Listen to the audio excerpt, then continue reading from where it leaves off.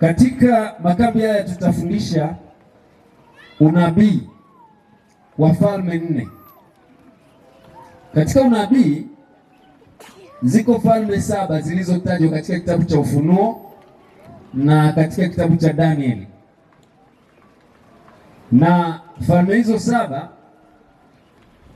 kwa uchache wiki hii tutahangaika na falme 4 na kuangalia kile tulichokuwa tunakisema asubuhi katika mafundisho makuu, jinsi ambavyo Mungu akitabiri jambo linatokea.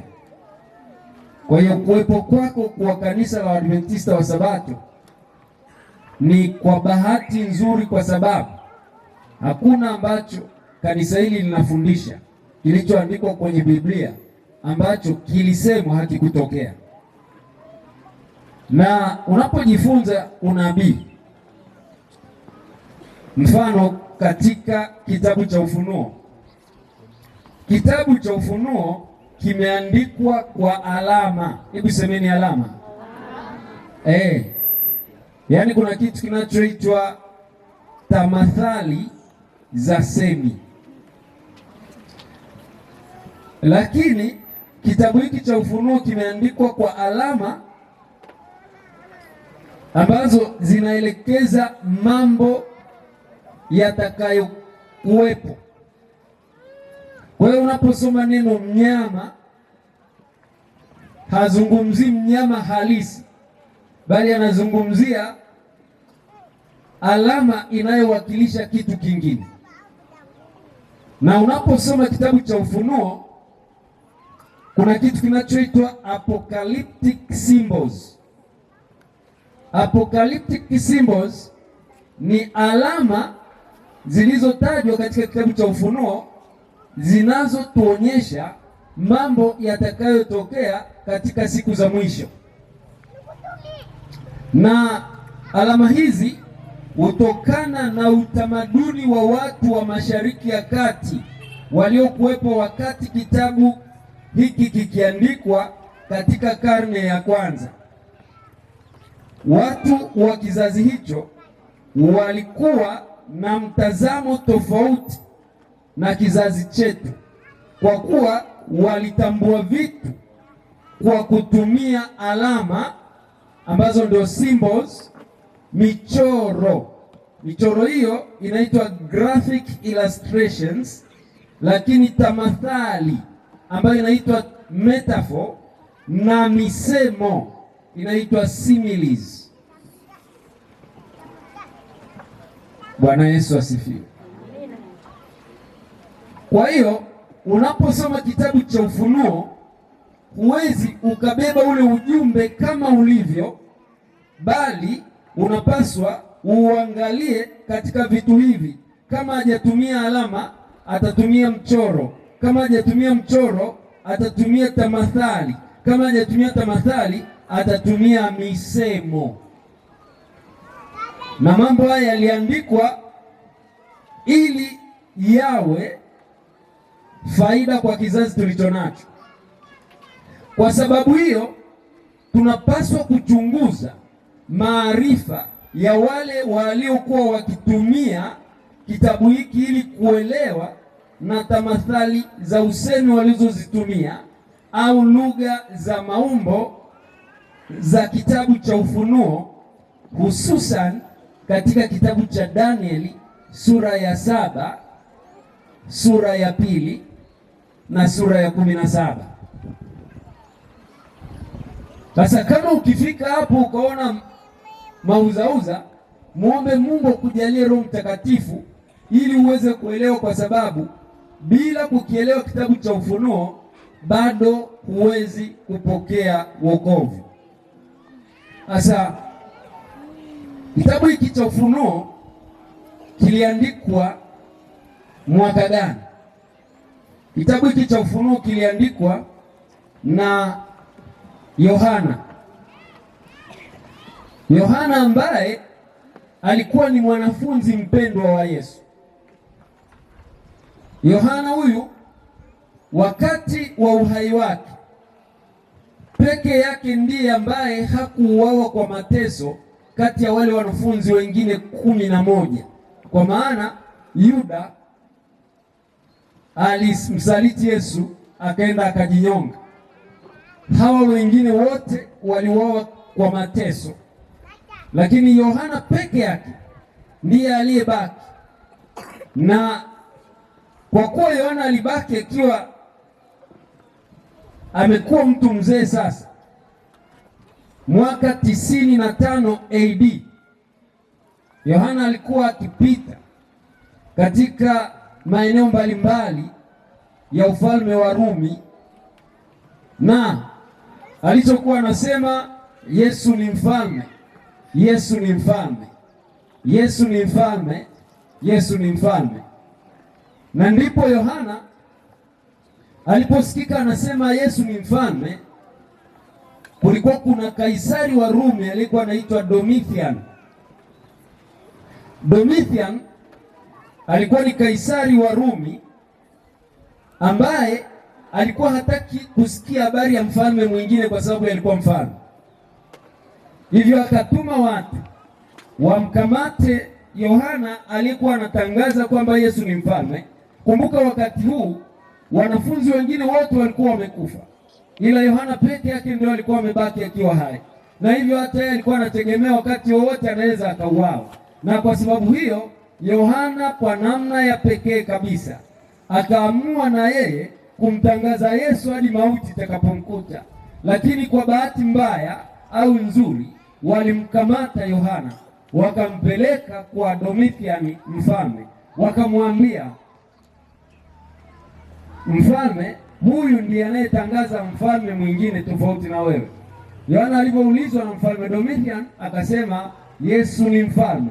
Aliposema vile, mfalme alikasirika, ndipo akawaambia wale askari wake wachemshe pipa la mafuta ya lami, na likachemshwa pipa ambalo unaweza ukamtumbukiza mtu kama vile unavyotumbukiza samaki kwenye mafuta yanayochemka, ile deep fry. Na aliposhushwa katika lile pipa likiwa linachochewa moto, kama vile Mungu alivyowalinda wale vijana watatu, vile vile alimlinda na huyu. Na wakati anamlinda Yohana akiwa kwenye lile pipa la mafuta, hakuweza kupata changamoto yoyote. Hivyo walimtoa, mafuta hayakumgusa wala hakuungua. Alivyoletwa mbele za mfalme Domitian, Domitian akimwangalia akashangaa kwamba hajafa kwa mafuta. Hivyo mfalme akaagiza huyu dawa yake, mpelekeni katika kisiwa cha Patmo, kisiwa chenye majabali na nyoka wenye sumu kali, ili iwe adhabu yake ya mwisho. Akae huko, aidha agongwe na nyoka au afe kwa njaa. Na ndipo walivyompeleka wakamtupa katika kile kisiwa cha Patmo, alafu wakatoka. Kukawa kuna namna ya Yohana kutoka katika kile kisiwa, kwa sababu ukisema unaogelea kuna mamba baharini, ukisema unabaki kule kuna nyoka wenye sumu na hakuna chakula. Kwa kuwa Mungu alikuwa na kusudi naye, na ndio maana siku zote nataka ujue leo kwamba kiumbe yeyote anayezaliwa hapa duniani tayari amebeba kusudi la Mungu, na lazima umuulize Mungu akuambie kusudi lako ni nini. Mungu alikuwa na kusudi na Yohana. Ukitaka kujua kwamba alikuwa na kusudi na Yohana, rudi kwenye mazungumzo ya Yesu ambaye aliongea na Petro pamoja na Yohana siku moja, na alimwambia Petro neno hili, nadhani unalikumbuka. Akamwambia Petro, siku utakayokufa wewe utabebwa na watu wakupeleke mahali usikoweza kujua. Ndipo Petro kwa kumwonea wivu Yohana, kwa sababu yeye hajaambiwa, akamwambia Yesu, na huyu je? Na Yesu akamjibu Petro akamwambia, kama nataka aishi milele ya kuhusu nini? Yale maneno aliyoyaongea Yesu, alikuwa anaongea utabiri wa kile kitakachompata Yohana baada ya wanafunzi wote kufa, alafu ataenda kisiwa cha Patmo, na katika kisiwa cha Patmo ndipo kusudi la Mungu lilipotimia, kikashushwa kitabu kinachoitwa cha Ufunuo. Bwana Yesu asifiwe.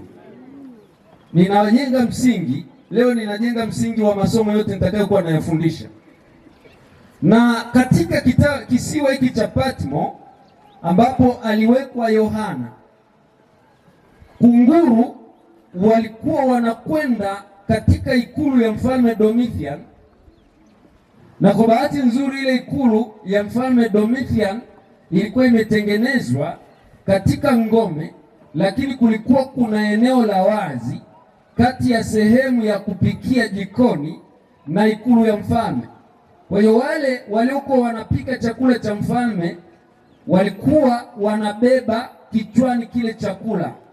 Chakula cha mfalme kilikuwa hakibebwi mkononi, kilikuwa kikibebwa kichwani. Na ushahidi hata ule wakati wa ndoto alizowatafsiria wale watu wawili waliokuwa gerezani wakiwa na Yusufu, mwoka mikate wa mfalme na mnyweshaji wa mfalme. Yule mwoka mikate akasema, nilikuwa nimebeba chakula napeleka kwa mfalme, ndege wakaja juu ya kichwa changu wakachukua kile chakula. Kwa hiyo ilikuwa ni tamaduni za Mashariki ya Kati kwamba usije ukabeba chakula mkononi, aidha jasho likashuka au kwa bahati mbaya ukaongea mate akaingia kwenye chakula. Kwa hiyo usalama wa chakula kilikuwa kinabebwa kichwani. Sasa wakati wa Yohana, chakula kilipokuwa kimebebwa kichwani kupelekewa mfalme, ndipo kunguru alishuka akachukua mkate, na alipochukua ule mkate akaupeleka mpaka kisiwa cha Patmo, akawa anampa Yohana mkate. Kabla mfalme ajala, Yohana alikuwa akilishwa na kunguru chakula kilichotoka kwa mfalme. Kwa hiyo wakati Yohana anakula kile chakula na kutumia maji yaliyokuwa maeneo yale, aliendelea kuishi kama Eliya alivyokuwa akiishi katika kile kijito cha Yezreeli. Na katika maisha yao yote waliokuwa wakiishi hivyo, ndipo Yohana akaletewa mafunuo ya kitabu cha Ufunuo, na kilivyoletwa kwake akaambiwa uyaandike mambo haya yaliyopo nayo yatakayokuja. Kumbuka sisi hapa tuna mkazo wa kumsubiri Yesu mara ya pili, yale yatakayokuja baada ya hayo.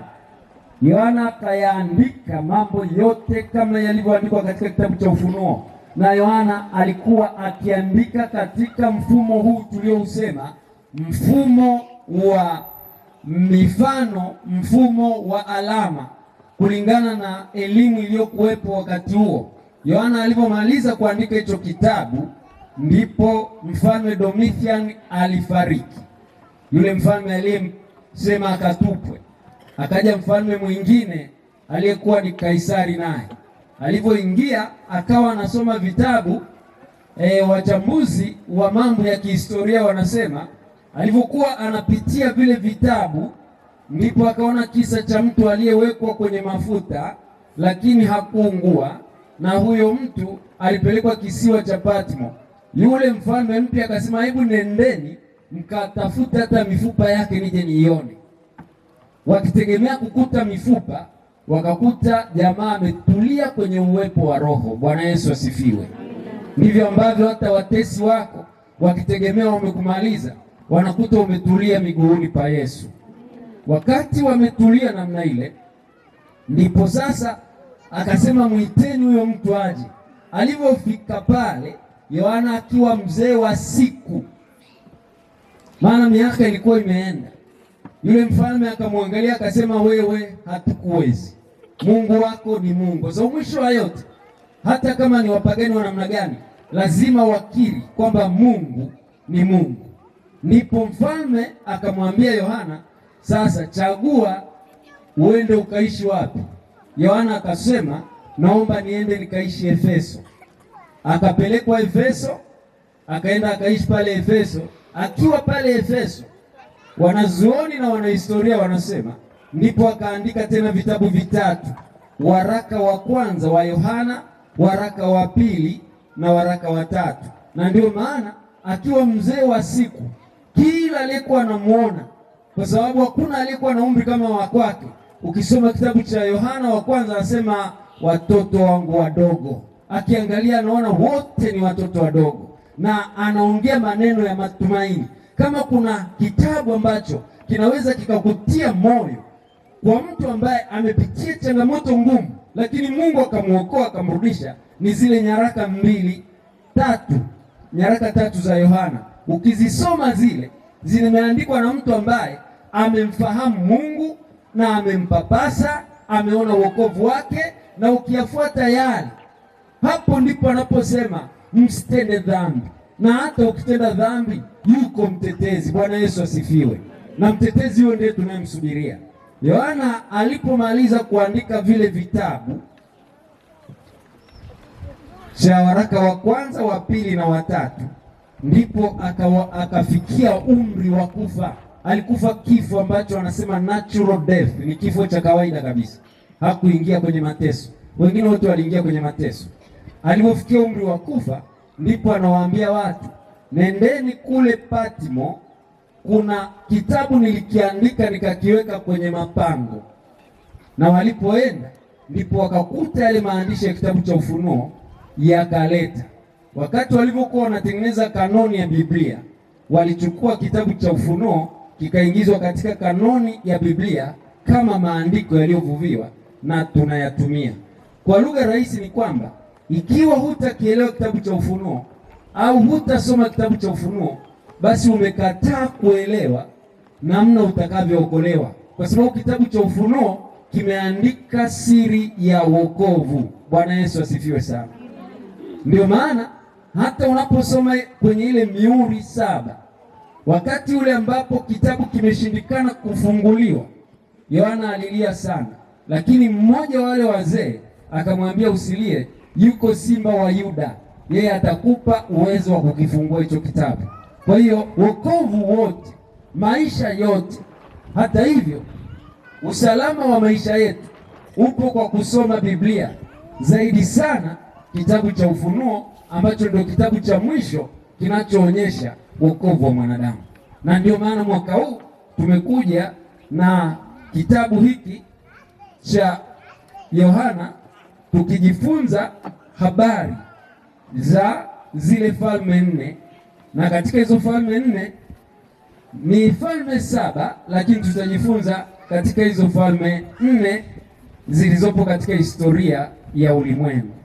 Hivyo sasa, baada ya kutoa maelezo hayo niliyoyatoa, nipe muda sasa wa kuingia na kutafakari jinsi ambavyo kitabu hiki cha Ufunuo kimeandika kuhusiana na zile falme 4 za awali ambazo zimetajwa katika kitabu cha Ufunuo sura ya 2 na Ufunuo sura ya 7.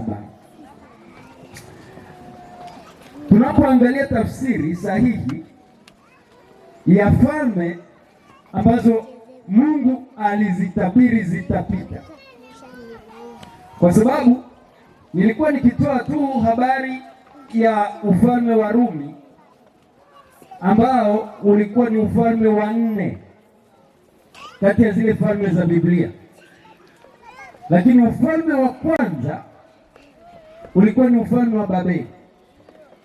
Ufalme wa pili ulikuwa ni ufalme wa Umedi na Uajemi, hao wa Irani mnaowasikia wanapambana na Israeli leo.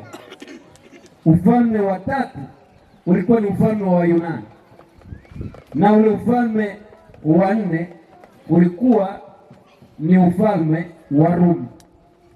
Sasa hizo 3 nyingine, Mungu akijalia tukapata nafasi, tutazigusa huko mbele baada ya kumaliza hizi za msingi, kwa sababu upo ufalme wa 5, uko ufalme wa 6, uko ufalme wa 7, na hizo hutazikuta katika kitabu cha Danieli sura ya 2 wala ya 7, ila hizo utakuja kuzikuta katika Danieli sura ya 17.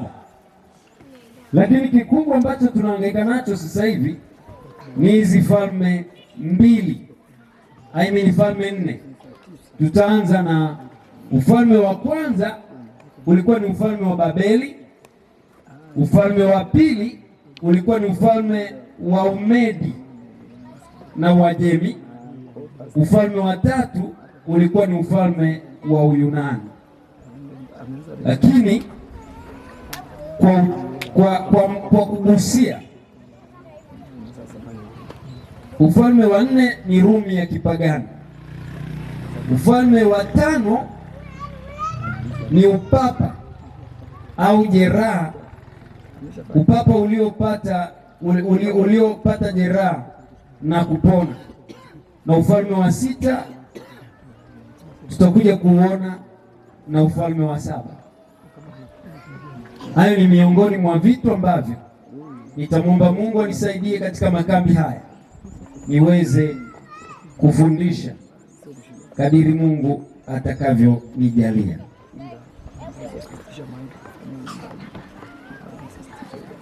Katika kitabu cha Danieli sura ya pili na kitabu cha Ufunuo umetajwa ufalme wa Babeli. Changamoto ya kuto kumtii Mungu, na kwa sababu ya kuto kumtii Mungu, Mungu alimwambia mfalme Sedekia,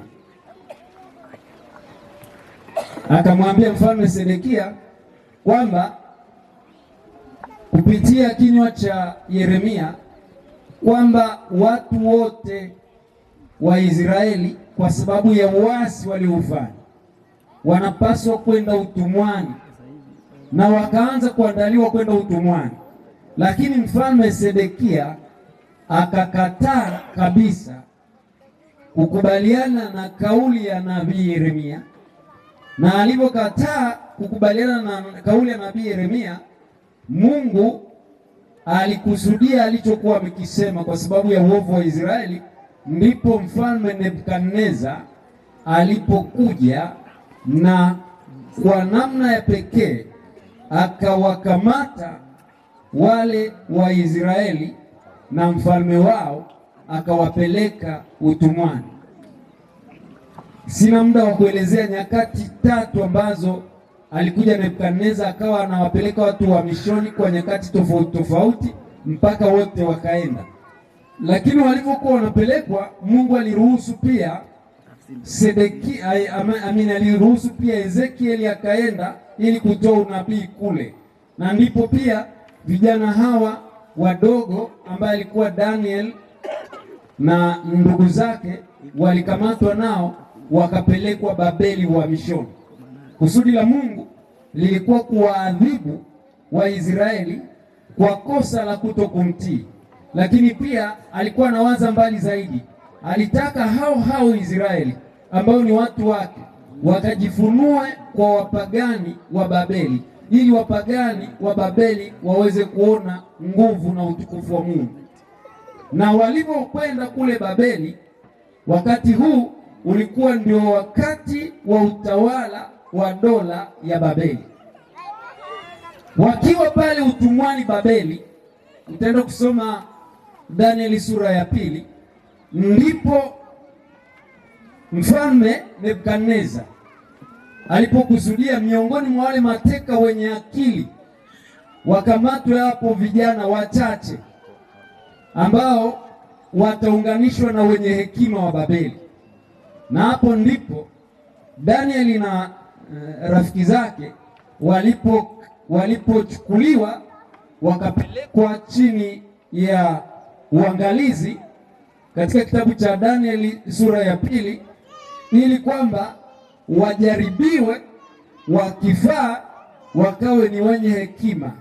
Na huo ulikuwa ni mpango wa Mungu kuruhusu watu wake waingie katika ikulu ya mfalme, ili kuwepo na watu wanaoamua katika ikulu ya mfalme. Unaweza ukafikiri ilikuwa ni bahati mbaya au tu yalikuwa ni maono ya mfalme Nebukadneza, lakini nataka nikwambie, katika kila sehemu ambayo Mungu ana interest ya wokovu, lazima amweke mtu hapo iwe ni sehemu ya serikalini, iwe ni sehemu ya shambani, popote kunakuwepo tuna mtu wa Mungu ambaye pamoja na uchafu wote utakaokuwa ukifanyika, lakini katikati yao lazima asimamishwe mtu ambaye atamwakilisha Mungu.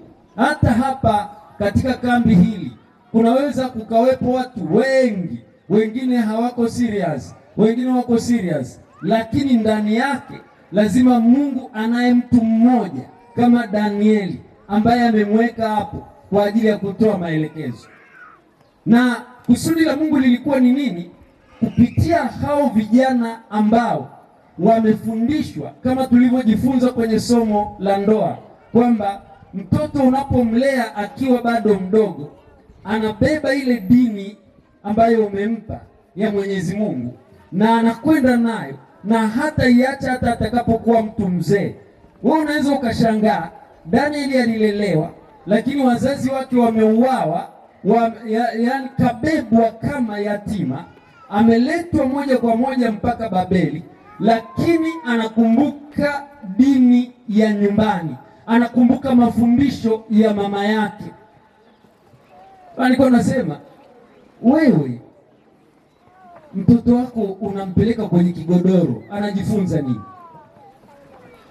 Afu kule kwenye kigodoro wanachokiimba kule, maisha mafupi ni simple, bora tu enjoy.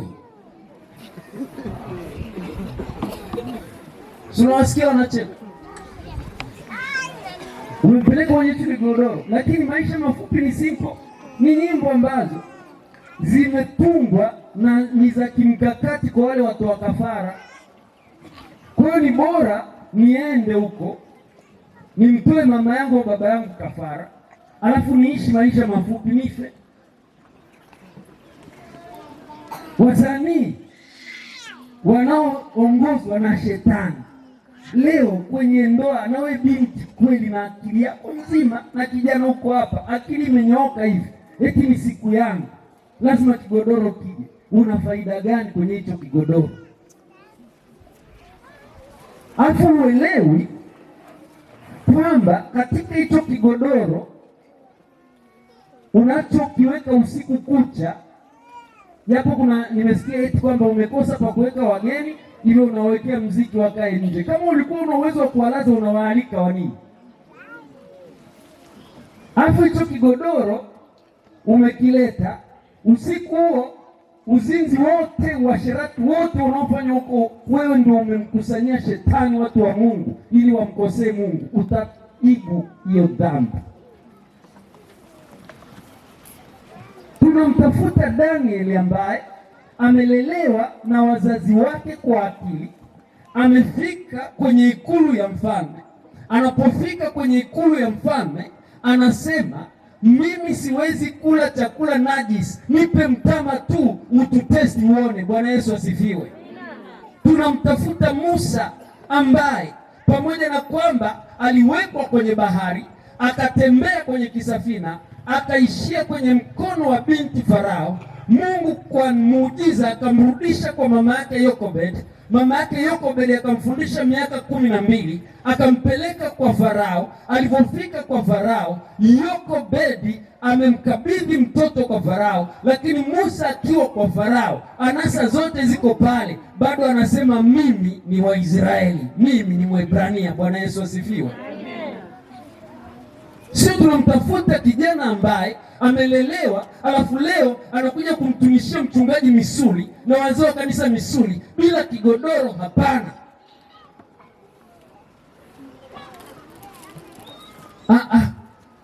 Sasa muwe na wakati mwingine muwe na masikio ya kusikia. Alafu sasa mtanifanya kitu, mimi ni mtani wenu, mimi Mchaga. Lakini kwenye usirias wa haya mambo haya lazima tuseme, amen.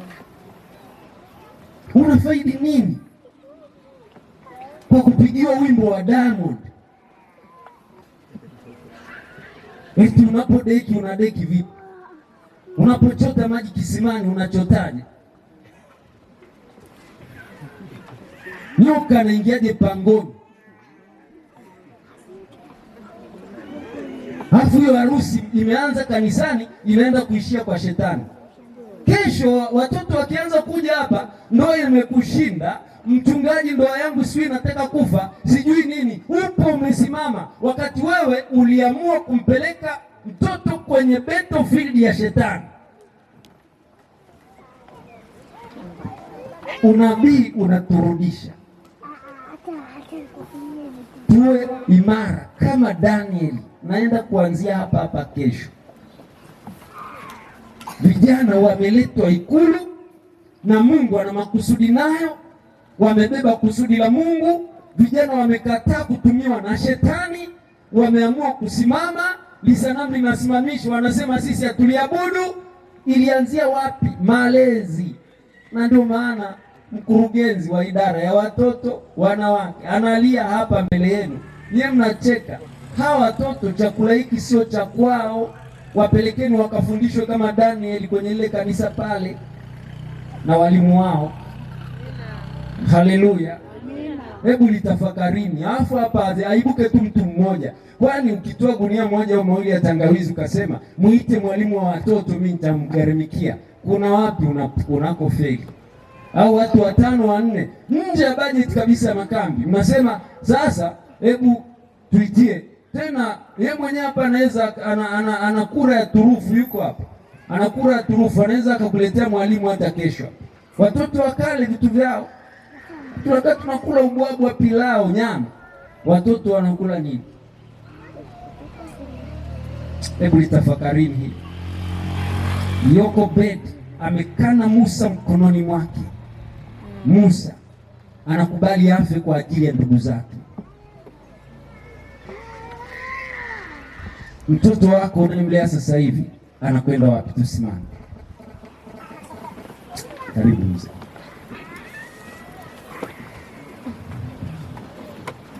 Tuombe. Baba, tunakushukuru kwa maneno mazuri ya uzima ambayo umetupatia kwa kupitia mtumishi wako. Jina lako litukuzwe. Amen. Tunaendelea kuwaweka wakfu mbele zako watumishi wako, vile ambavyo umekusudia watupatie